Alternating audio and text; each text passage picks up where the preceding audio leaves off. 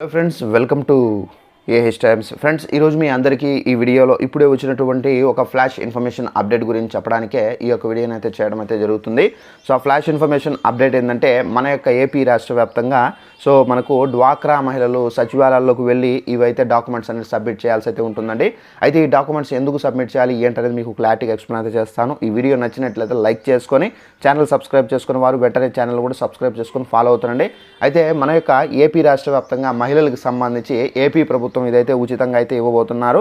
మీరు తప్పనిసరిగా ఈ డాక్యుమెంట్స్ ఏవైతే అనగా ఈ ప్రూఫ్స్ ఏవైతే ఉన్నాయో జిరాక్స్ కాపీస్ ఇవి మీ సచివాలయాల్లో అయితే సబ్మిట్ చేయాల్సి అయితే ఉంటుందండి. అయితే మనకు ఇది ఏ పథకానికి సంబంధించి మీరు సబ్మిట్ చేయాలి ఏంటని చూసుకున్నట్లయితే మనకు ఏపీ రాష్ట్ర వ్యాప్తంగా మహిళలకు సంబంధించి ఉచిత కుట్టు మిషన్లు అయితే ఇస్తున్నారండి. ఈ ఉచిత కుట్టు మిషన్లు మనకు డ్వాక్రా మహిళలు ఎవరైతే ఉన్నారో వారికి కూడా ఈ ఉచిత కుట్టు మిషన్లకు సంబంధించి అర్హులే కాబట్టి వారందరికీ కూడా అయితే ఈ ఉచిత కుట్టు మిషన్లు అయితే ఇవ్వడం అయితే జరుగుతుందండి.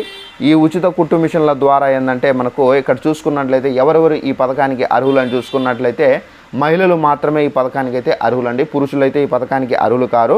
అలాగే మనకు ఆంధ్రప్రదేశ్లో స్థిరవాసి కలిగి ఉండాలి, అలాగే సరైన ఆధార్ కార్డు అనేది కలిగి ఉండాలి, అలాగే మనకు సంబంధిత కుల ధృవీకరణ పత్రం అనేది కలిగి ఉండాలి. దరఖాస్తుదారి యొక్క వయస్సు మనకు 20 నుండి 40 ఏళ్ల మధ్య అయితే ఉండాలి. ఆదాయము ఏడాదికి 4 గ్రామాల్లో 1.5 లక్ష, పట్టణాల్లో మనకు 2 లక్షలు అయితే మించరాదు. వితంతులు, దివ్యాంగ మహిళలకు ప్రాధాన్యం అయితే ఇస్తున్నారు. అలాగే ట్రైనింగ్ తీసుకునే సమయంలో హాజరు కనీసం అయితే మనకు 70% ఉంటేనే కుట్టు మిషన్లు అందిస్తారు. ప్రస్తుతం బీసీ, ఈడబ్ల్యూఎస్ కులాలకు చెందిన వారు కూడా అయితే అర్హులు. హౌసింగ్ మ్యాపింగ్ను ప్రామాణికంగా తీసుకునే అవకాశం అయితే ఉంది. కుట్టు మిషన్లు పథకాన్ని దరఖాస్తు చేసుకునే వారు సచివాలయాల్లో అయితే సంప్రదించాలి.